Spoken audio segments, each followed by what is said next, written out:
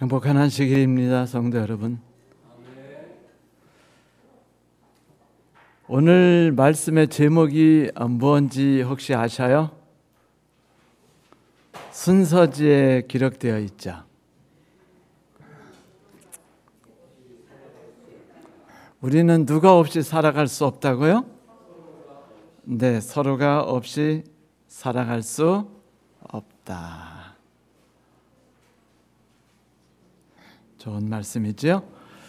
성경 말씀 요한복음 13장 35절에는 이와 같은 말씀이 있지요. 너희가 서로 사랑하면 이로써 모든 사람이 너희가 내 제자인 줄 알리라. 전 이 말씀을 참으로 좋아합니다. 예수님의 제자가 된다. 얼마나 멋지고 가슴이 두근거릴 말씀입니까?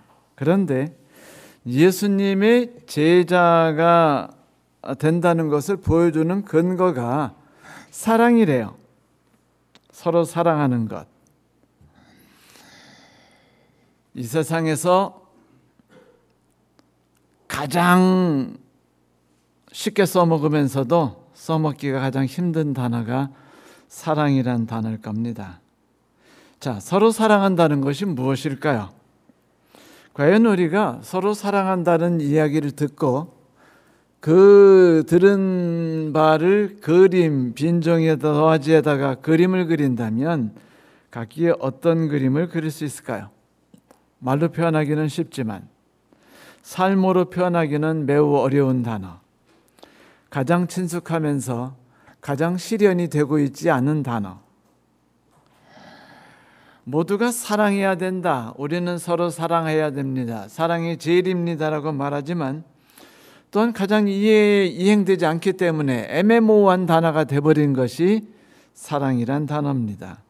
그래서 그런지 사도 베드로는 오늘 우리가 서로 사랑해야 된다라는 이야기를 할 때 아주 특별한 단어를 골라서 사용했습니다. 베드로전서 4장 7절부터 11절에 있는 말씀을 제가 읽어드리죠. 만물의 마지막이 가까웠으니 그러므로 너희는 정신을 차리고 근신하여 기도하라. 이 말씀은 개인적인 신앙을 말하죠. 하나님과 나 자신. 무엇보다 뜨겁게 서로 사랑할지니 사랑은 허다한 죄를 덮느니라. 여기에 오늘 제가 드리고자 하는 주제의 본문이 있습니다. 서로 대접하기를 원망 없이 하고 각각 은사를 받은 대로 하나님의 여러 가지 은혜를 맡은 선한 청지기 같이 서로 봉사하라. 만일 누가 말하려면 하나님의 말씀을 하는 것 같이 하고 누가 봉사하려면 하나님의 공급하시는 힘으로 하는 것 같이 하라. 이 말씀은 사도 바울의 로마서 12장에 있는 말씀과 유사하지요. 이는 범사에 예수 그리스도로 말미암아 하나님이 영광을 받으시게 하려 함이니 그에게 영광과 권능이 세세에 무궁하도록 있느니라. 아멘. 이 말씀 역시 로마서 12장에 하나님의 몸을 구성한다고 해서 그리스도가 드높여짐을 받도록 권하고 있는 사도 바울의 말씀과 매우 흡사하고 맥을 같이 하고 있습니다. 자, 사랑은 허다한 죄를 덮느니라. 매력적인 말이죠. 매력적으로 다가옵니다. 제가 가지고 있는 모든 과거들이 다 덮여진다면 얼마나 좋아요. 내가 미워하고 증오하고 있는 저 사람에 대한 모든 나쁜 추억들이나 나쁜 관계들이 모두 덮어지고 지워진다면 얼마나 좋을까요? 이와 같은 그 말씀과 유사한 말씀을 그 잠언에서도 또한 주고 있는 거 아시죠? 잠언에서도 비슷한 말을 하고 있습니다. 그런데 여기서 뜨겁게 사랑하라 라는 말은 무슨 뜻일까요? 뜨겁게 사랑하는가는 대개 그 10대 소년 소녀 혹은 20대 초반 소년 소녀들이 즐겁게 하는 일이지만 우리 나이 되면 그런 거는 전혀 관계없는 단어같이 보이죠. 그런데 뜨겁게라는 단어가 거기에 쓰는 단어가 아니에요, 실은. 전혀 내용이 다릅니다. 결연한, 열망하는, 열심인이라는 뜻을 갖고 있는 그 에케테네이스라는 단어입니다. 그런데 이 단어와 유사한 그 단어가 누가복음 22장 44절에서 한번 쓰여져 있었어요. 물론 누가복음 22장 44절에는 신약 성서에 단 한 번 나타난 단어입니다. 바로 엑테네이까지는 같았는데 뭐가 붙었냐면 스테론이라는 단어가 붙었어요. 여러분, 스테론이라는 말은 딱 들어보면 뭐 기억나는 단어가 있죠. 스테로이드, 스테론, 뭐 이런 단어하고 같이 붙여버렸어요. 그래서 만들어진 단어도 비슷합니다. 더욱 열심히, 더욱 강렬하게라는 뜻을 갖고 있죠. 그런데 이 단어는 본래 결승점을 얼마 남지 않은 그 운동선수나 경주마가 막 목숨을 걸고 남은 근육의 힘을 다 짜내가지고 그냥 막 헉헉거리면서 짜내서 달려가는 마지막 힘을 쓰는 부분 있죠.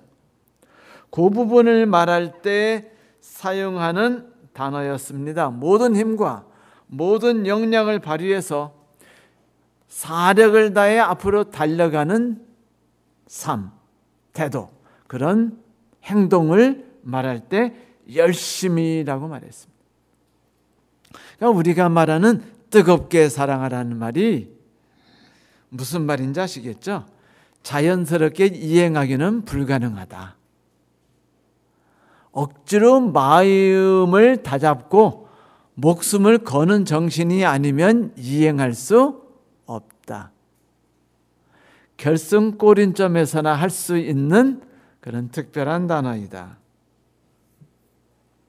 이게 무슨 말이냐면 그만큼 사람이 사람과 만나고 사람과 부딪히고 산다는 게 얼마나 힘든가를 보여주는 겁니다. 얼마나 사람과 사람이 살아가는 게 힘들겠으면 우리가 공부했던 로마서 12장 19절부터 20절에 원수를 사랑하라 라고 말하지 않고 원수가 목마르면 먹을 거를 주고 마실 걸 주고 배고프면 먹을 거를 주라고 돌려 말했을까요? 그거로도 우리가 안 할 판이니까, 기분 더러워서 안 할 판이니까 어떻게 했어요? 원수 갚는 거는 누가 할 거니까? 내가 할 거니까, 악역은 내가 맡을 테니까 너희는 뭐만 해라? 좋은 영만 맡아라 라고 하시고 그 말씀을 내주셨어요. 이게 무슨 얘기냐면 왼수 사랑하기가요 그렇게 징그럽게 힘들다는 겁니다. 사랑이 쉽든가요? 웬만하면 부부지간에 원수란 말도 쓰기가 아까워서 그거로 충분하지 않은 것 같아서 좀 더 된소리로 발음합니까? 왼수.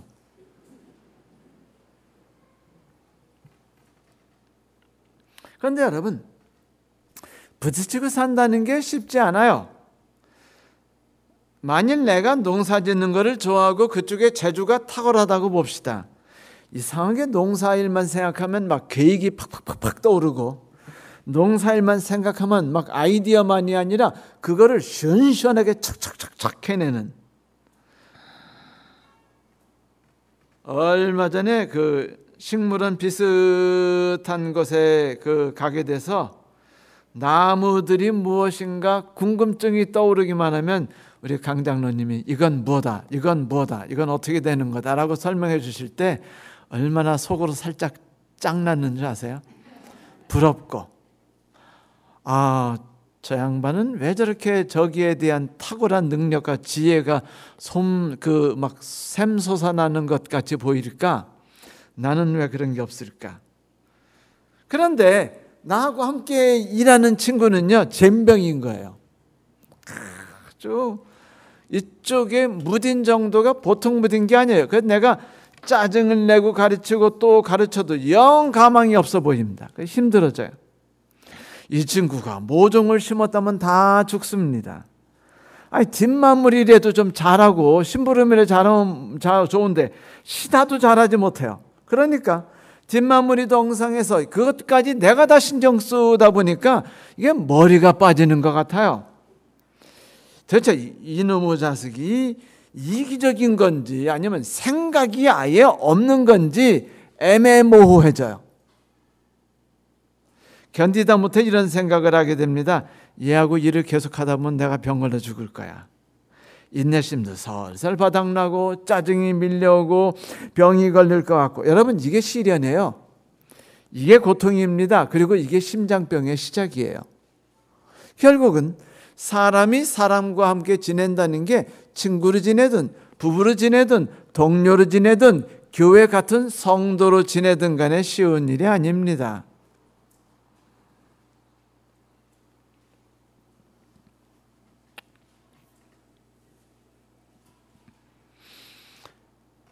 지난 금요일 설교 말씀이 원수를 사랑하는 것에 관한 내용이었죠. 그 말씀을 받은 한 친구가 제게 이렇게 말을 해주었어요. 원수를 사랑하라. 이 말씀을 지금 듣고 있습니다. 지금 교회로 가고 있는데 교회에 왼수가 하나 있어요. 그 말이 제 마음에 와닿았어요.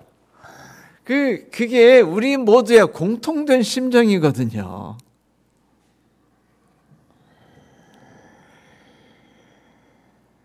그런데 이 친구가 이제 아주 차버리려고 했어요. 같이 있다 보면 내가 병 걸릴 것 같으니까. 그런데 어느 날 이 친구가 농산물을 온라인 판매를 해보겠다는 겁니다.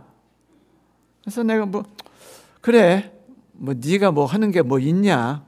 차라리 그런 거에 대해서 내 눈앞에서 좀 사려져 다고 속으로는 그런 생각하면서 그래 한번 잘해봐 라고 했는데 대박! 완전히 내가 만든 최고로 귀하다고 생각됐는데 안 팔리는 이 모든 식물 다 팔아대는 거 아니겠어요? 완전 바닥을 냈어요. 그것만이 아니라 온라인에 내 이름이 막 방방 뜨는 겁니다. 그 사람이 진 농산품이 정말 좋다면서 무조건 그 식물을 사라면서. 이 친구 쪽박인 줄 알았더니 대박이었던 겁니다. 안도의 한숨을 내쉬는 게 내가 만약 인내심을 갖고 있지 않고 버티지 않았다면 친구도 잃어버리고 내 복도 차버릴 뻔했어요.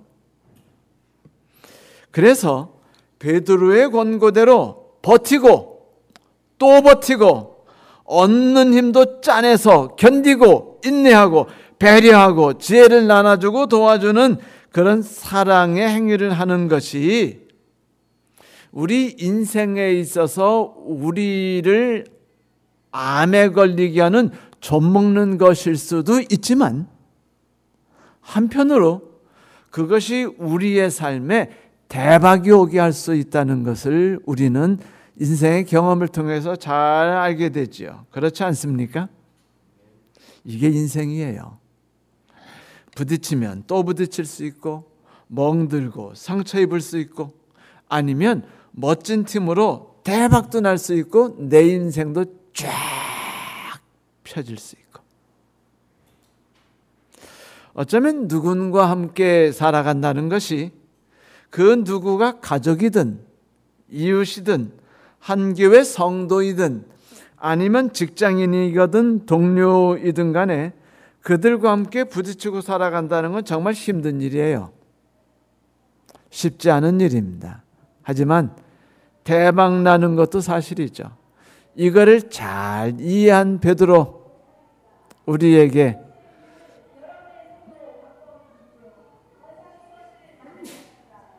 지나갔죠? 네. 우리에게 사랑을 하라. 그런데 그게 네 삶 속에 쉽게 나오지 않으니까 힘을 다해서 안간힘을 써서 힘을 들여서 사랑하라 라고 말한 것입니다. 뜨겁게 사랑하라는 저기 그냥 그 딱지 붙여가지고 길 밖에 던지세요. 그러면 그 재활용센터에서 가져갈 겁니다. 무슨 뜨겁게 사랑을 합니까? 우리가 그 인생 하루 이틀 살아요. 여러분, 노력해 사랑하는 겁니다. 죽을 힘을 다해서 안간힘을 써서 사랑하는 겁니다. 그런데 이게 대박이라는 거예요. 베드로는 사랑하는 것, 곧 사력을 다해서 서로 존경하고 배려하고 사랑하는 것이 허다한 죄를 덮어준다고 말했습니다. 허다한 인생들에게 줄 수 있는 최고의 비결이라는 거예요. 우리가 알다시피 우리 인생들이라는 것이 본래 다 모나지 않습니까? 다 부족해요. 서로 함께 부딪히다 보면 서로에게 상처를 줍니다. 멍들게 해요. 피가 나게 합니다. 이기적이에요. 앞을 잘 내다보지 못하는 근시안들입니다. 부족함이 많은 사람들이에요. 그렇지 않습니까? 여러분, 이 사회는요, 부족한 인간들이 모여 사는 사회입니다. 그 말인즉슨 우리는 서로 다른 사람이기도 하다는 거죠. 그래서 서로 쉽게 상처 주고 자신도 쉽게 상처를 입습니다. 그런데 이게 멋진 점도 있으니 이 부족하다는 것, 모나다는 것 때문에 그들 사회 속에서만 만들어질 수 있는 특별한 보석이 있어요. 이게 뭐냐면 조화, 하모니, 연합, 유니티입니다. 여러분, 험이 없고 완벽하고 예의가 바르며 지혜가 출중하고 몸도 막 울퉁불퉁하고, 그리고 거기다가 배려심도 많고 인생의 계획도 탁월하고 이런 분들이 계시면은요, 조화는 존재하지 않아요. 왜냐하면 그 사람 하나로 충분하거든요.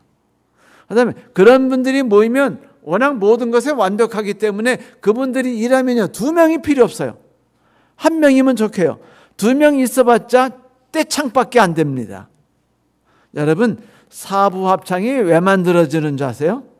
니는 높은 음밖에 부를 줄 모르고 나는 높은 음 죽어도 낼 줄 모르고 낮은 음밖에 낼 줄 모르니까 우리가 합하면 좋은 음이 나지 않겠노? 라고 말하는 게 합창 아니겠습니까? 그런데 재창이 아름다운가요? 합창이 아름답습니까? 합창이 아름다운 거예요. 모나고 모자란 사람들이 모여 사는 곳에서 낼 수 있는 최고의 덕목은 부족함이 없고 결함이 없으며 남에게 상처를 줄지 모르는 사람들이 모여 사는 곳에서 절대로 나올 수 없는 멋진 것을 만들어내는 것이에요. 조화이죠. 함께하는 것이 얼마나 아름다운지를 경험할 수 있습니다. 물론 함께하는 것이 얼마나 지옥 같은지도 알려줄 수 있죠.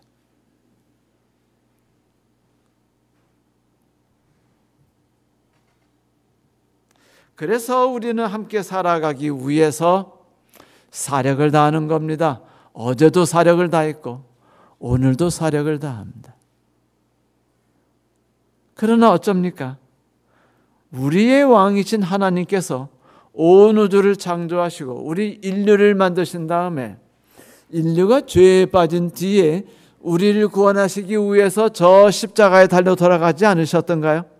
그래서 그분을 믿는 믿음으로 우리가 다 구원받았어요. 구원받은 우리가 죄와 영원히 자유롭게 해방된 뒤에 우리가 살아가는 삶이 알고 보니까 여전히 시궁창이고 여전히 구렁텅이인 거예요. 그렇지 않습니까? 왼수는 여전히 있고 우리는 여전히 왼수를 사랑할 수 없는 겁니다. 우리는 여전히 연약하고 우리는 여전히 결점이 많아요. 그러나 성도 여러분, 바뀌었습니다. 나는 고린도후서 5장 17절 말씀대로 새로운 사람이 된 거예요. 결점도 똑같이, 못난 것도 똑같지만 나는 새로운 사람이 됐으니 곧 새로운 방향으로 나갈 줄 아는 사람이 된 겁니다. 더 이상 죄의 노예가 아니고 죄와 퉁탕거리고 싸워서 상처 입는 자가 아니라 하나님의 사랑을 흠뻑 젖은 사람으로서 모난 자들끼리 아름답게 살아가서 조화가 무엇인지, 할머니가 무엇인지를 경험하고 이로 인해서 천국을 맛볼 수 있는 새로운 천국으로 전진해 나가는 삶을 살아갈 수 있게 됐다는 거예요. 그래서 이게 천국인 겁니다. 침례받고 나서 지금까지 살아보니까 여전히 죄지시죠? 이런 생각 들면 회개하세요. 제가 자주 말씀드리지만 죄와 싸우지 마세요. 그거는 애들이 싸우는 겁니다. 여러분, 애들하고 부딪혀 싸우면은요, 누가 욕 얻어먹습니까? 어른이 욕 얻어먹죠. 그까지 건 툴툴 털고 뭐 아무것도 아니야 이렇게 넘겨야 되는데, 쪼잔하게 그거 가지고서 뭐 네가 더 큰 땅을 가졌니, 내가 더 큰 땅을 가졌니 하고 그 땅 따먹기 어린애 하듯이 싸우고, 뭐 네가 뭐 요렇게 쳤느니 뭐 하면서 딱지치기 싸우듯 하면은요, 안 되죠. 우리는 더 이상 죄와 싸우는 사람이 아니에요.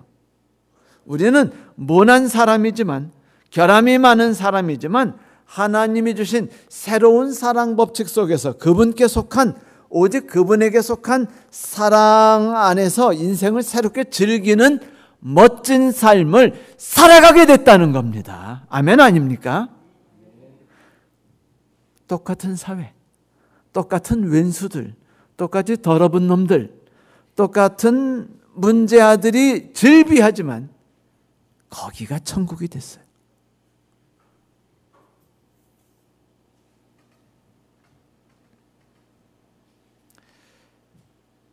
인내하고 참고, 인내하고 또 참고. 그런데 베드로가 우리에게 주신 말씀이 이렇게 사력을 다해서 온 힘을 다 짜내서 서로 간에 사랑하다 보면, 사실 그 바울이 이 사랑하는 거에 대해 좀 더 설명했죠. 원수가 배고프면 먹을 거 주고, 목마르면 마실 것을 주기만 하면 되는 거예요. 그에게 부족함을 채워주는 겁니다. 너의 부족함, 나의 부족함, 너와 내가 서로 마음을 합치지 못하는 고통 등 이런 모든 허다한 죄악들이 다 덮여진다라고 말했어요. 아주 매력적인 겁니다. 그러니까 내가 사는 삶이 지옥이었는데 사랑을, 인내심을 가지고 견뎌내며 온 힘을 다 짜내서 사랑을 하다 보니까, 억울하지만 그래도 손해보는 마음으로 하다 보니까 이게 좀 매력적인 게 허다한 죄를 다 덮어버린다는 겁니다. 허다한 죄를 덮는다는 것, 고통을 덮는다는 거예요. 슬픔이 더 이상 내 눈앞에 나타나지 않도록 막아준다는 것입니다. 그런데 이 말씀에 대해서 예수께서 뭐라고 말씀하셨냐면, 너희가 내 제자인 줄 알리라 라고 말했어요. 세상 사람들이 너희가 내 제자인 줄을 알게 되리라. 어디에 나오는 말씀이죠? 요한복음에 나오는 말씀이죠.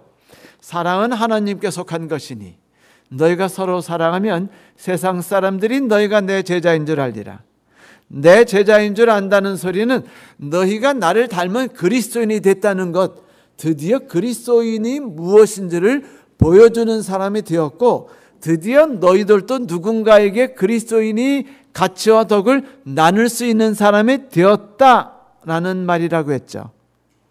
그러니까 지난주 안식일 마태복음 마지막 장에서 이야기하지 않았습니까? 근데 이 베드로의 말씀은요, 재미있게도 잠언에도 나와요. 잠언 10장 12절에 보니까 미움은 다툼을 일으켜도 사랑은 모든 허물을 가리우니라 라고 말하고 있죠. 서로에 대한 부정적 생각과 태도, 그리고 행동은 갈등과 죄를 드러냅니다. 그게 사망의 음침한 골짜기죠. 하지만 애써 사랑한다는 것은 모든 갈등을 줄이고 죄를 덮어서 우리를 의의 길로 이끄는 것이 된다라는 것입니다. 결국 사랑이 모든 죄를 덮는다는 것은 예수님이 말씀하신 바 예수님의 제자가 된다는 것과 다른 말씀이 아닙니다. 오히려 한 흐름 속에서 각기 보여주는 다양한 물결과 같은 것이죠. 이제 우리 한번 사력을 다해서 사랑하는 것이 무엇인지를 배우고 익힐 필요가 있어요. 그렇지 않습니까? 한번 예수의 제자가 되는 게 뭔지, 그리스도인이 되어서 더 이상 죄와 싸우는 일 속에 그 주무실 때 회개의 기도를 하고 또 하루를 눕지 말고 예수의 제자가 되는 일을 해보고 나서 그날 밤에 오늘 예수님께서 제게 해주신 일들이 제게 크도소이다라는 것으로서 기도를 마치고 편하게 잠자리 들면 잠도 잘 오지 않아요, 여러분? 그런 삶 한번 살아보도록 합시다. 자, 이것이 무엇을 의미하는가? 그리스도인이 된 이래로 우리는 끊임없이 계속해서 어떻게 하면 우리의 품성을 완전하게 할 수 있을까 고민했죠. 왜냐하면 완전한 품성을 가져야 하늘에 들어간다라고 우리가 배워왔기 때문입니다. 그래서 어떻게 하면 흠도 절점도 없는 품성을 만들 수 있을까에 관심이 있어 왔습니다. 좀 더 하나님을 알고 그분을 좀 더 신뢰하고 좀 더 의지하는 일에 관심이 있죠. 그래서 우리는 무언가 행동을 합니다. 신앙, 더 나은 신앙을 갖도록 하기 위해서요. 무언가 행동을 해요. 우리는 무언가 행동을 하면은 그에 따른 결과가 만들어진다는 것을 잘 알고 있습니다. 선한 일엔 선한 보상이 따르고 악한 일엔 악한 보상이 따르죠. 서운해하는 일엔 서운함의 결과가 따릅니다. 그 보상이 우리의 성격을 상당 부분 바꿔주기도 하고 혹은 일시적인 득이나 혹은 일시적인 해를 가져다 주기도 하고 어떨 때는 우리 행동을 바꿔주기도 합니다.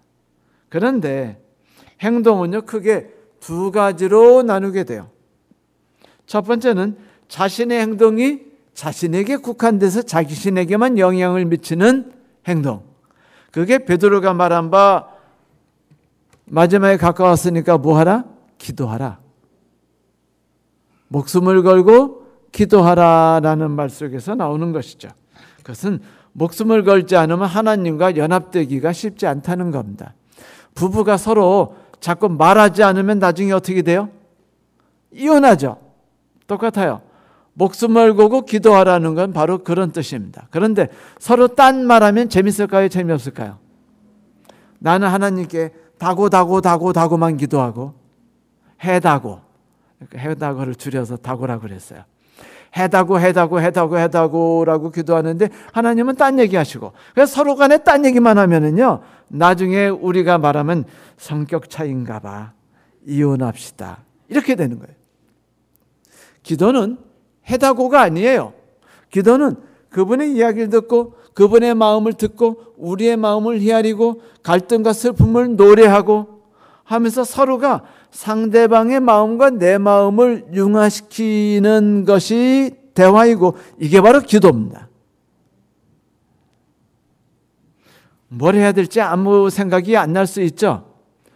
그거는 아직 나와 하나님 관계가 서로 간에 딴 사람이라는 거죠.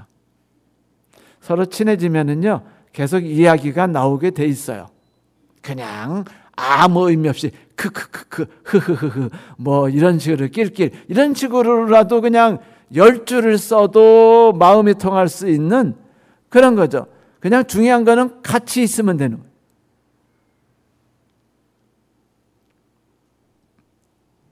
그러면 혼자 하는 행동이 뭐죠? 무엇을 먹는 게 있습니다. 무엇을 마시는 게 있어요. 뭐라고 노는 게 있습니다. 예를 들면 음악을 듣거나 책을 읽고 쓰거나 그림을 그리거나 하는 건강한 음식을 먹거나 술과 담배를 피우거나 게으름을 부리거나 혹은 게으름을 부리지 않거나 마약을 먹거나 혹은 마약을 먹지 않거나 하는 다양한 행동은 내가 나 자신에게 영향을 끼치는 그런 행동들입니다. 둘째, 다른 사람들과의 관계를 통해서만 이행되는 행동들도 있어요. 타인과의 관계를 통해 일어난 행위라는 게 빼앗고 괴롭히는 행위, 혹은 무관심한 태도를 가지는 것처럼 부정적인 태도가 있기도 하고요. 무관심하다는 거에 이게 타인과 관계가 없는 게 아니라 엄청난 관계가 있어요. 누가 말하기를 증오는 사람들을 파괴하는데 무관심은 증오보다 더 악랄한 행동이다. 이런 말을 제가 자꾸 하면 제가 안 좋은 결말을 맞을 수 있는데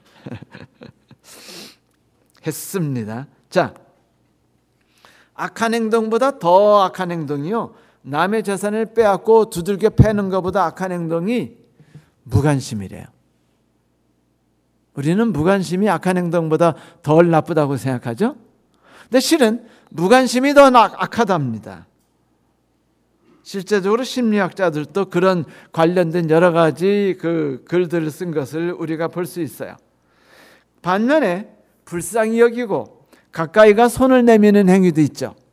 들어주고 마음을 헤아려 주거나 음식을 만들어서 나눠주는 행위, 둘이 함께 테니스를 치는 행위도 있죠. 함께 손잡고 등산하는 행위도 있습니다.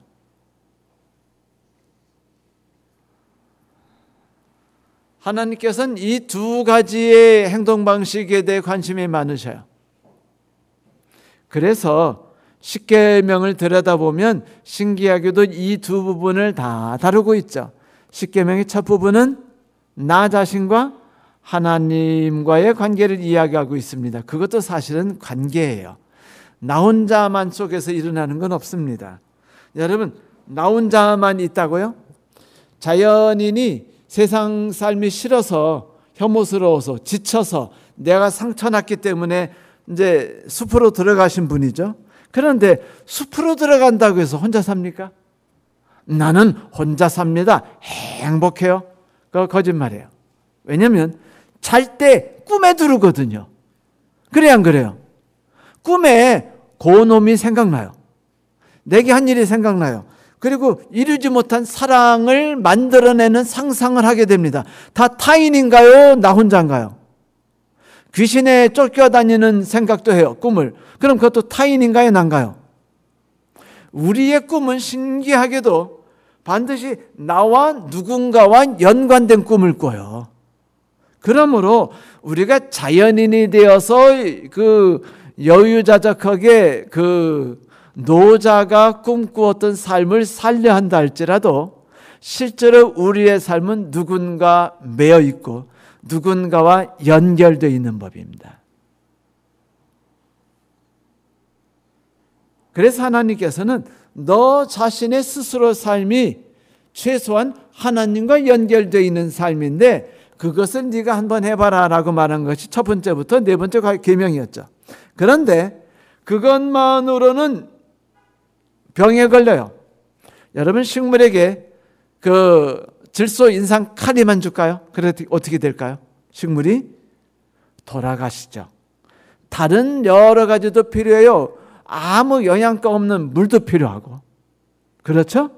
그리고 쓸데없어 보이는 것도, 그래서 우리가 뭐 그 소변도 줬고 옛날에 그거를 다른 것들 퇴비하고 섞어서 여러 가지 섞어 주기도 했었습니다.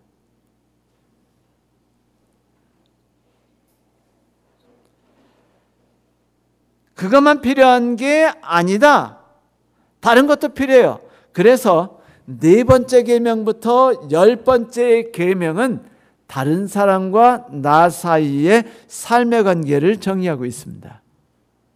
그들과 나 사이에 어떤 행동을 해야 될 것인가, 어떤 마음을 품을 것인가에 대해서 이야기하고 있죠.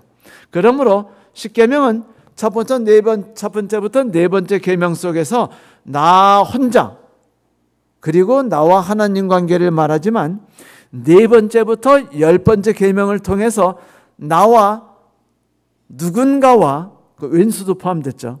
그리고 하나님과의 셋이 함께 어우러지는 삶을 이야기해 주는 것입니다.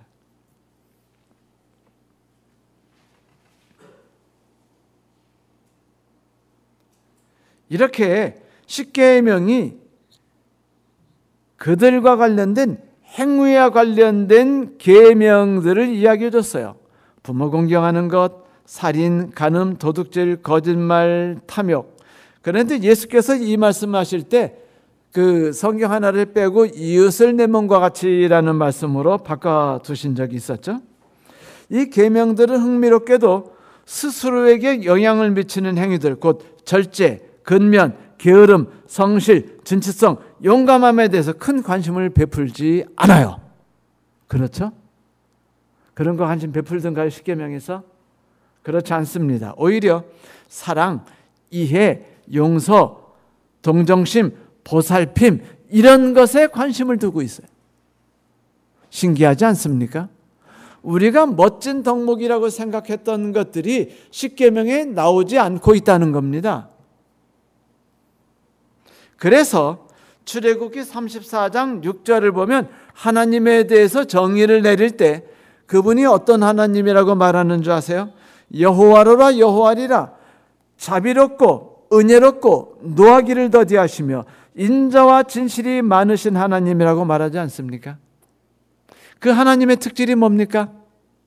혼자만의 행동인가요? 아니면 누군가와 관련돼서 나타나는 당신의 행동과 삶입니까? 몽땅 다 누군가와 관련이 돼 있어요. 하나도 쓰잘데없어 보이는 것들, 내게 상처만 주는 것 같은 것들, 그들에게 나타내 보이는 삶을 모아보니까 이게 누구예요? 하나님이신 거예요. 이게 바로 하나님이 된 겁니다. 하나님의 특질은요, 관계 중심의 하나님입니다. 뭐 중심의 하나님이라고 따라해 보세요. 관계 중심의 하나님. 그래요. 우리는 스스로 하는 행동과 타인과 함께하는 행동들을 다양하게 할 수 있지만 성경에서 우리에게 관심을 가지라고 말하는 것은 누군가 함께 살아가면서 우리가 해야 하는 행동과 태도들입니다. 이 관계들을 통해서 우리는 우리의 성품을 가치 있게 만들고 우리를 성장시키며 우리가 하나님을 닮아가는 것을 이루게 하죠. 하나님의 거룩하심에 이르게 한다는 말입니다. 다 성화하고 싶죠? 그래 안 그래요? 진례 받을 때, 교과서 배울 때 다 막 성화라는 얘기 들으면 막 가슴이 불타고 막 그거 한번 꿈꿔보고 싶은 생각 드셨죠? 지사님도 그러셨죠? 맞아요. 저도 그랬어요. 근데 그게 마음대로 되던가요? 안 돼요. 저도 그래요.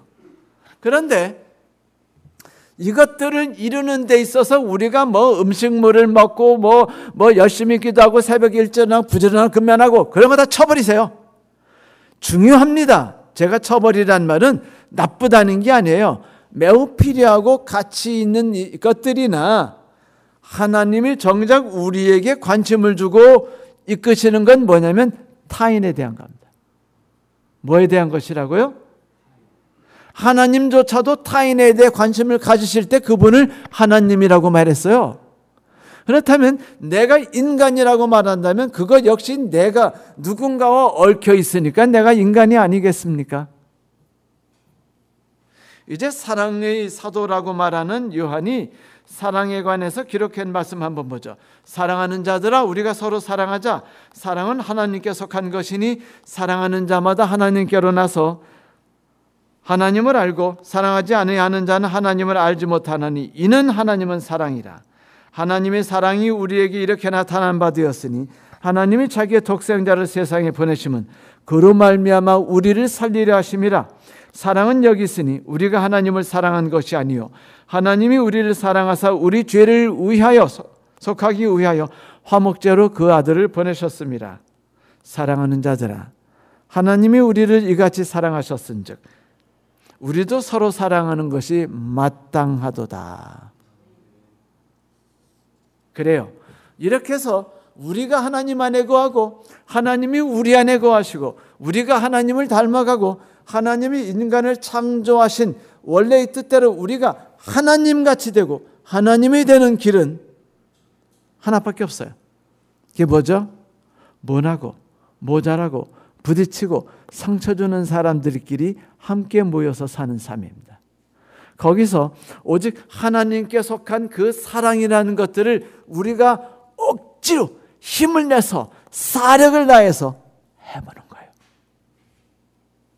그거 원래 우리 게 아니니까. 하나님은 자연스럽지만 우리 게 아니니까 우린 사력을 다해야죠. 왼수에게 먹을 걸 주는 게 쉬워요, 힘들어요? 힘들죠.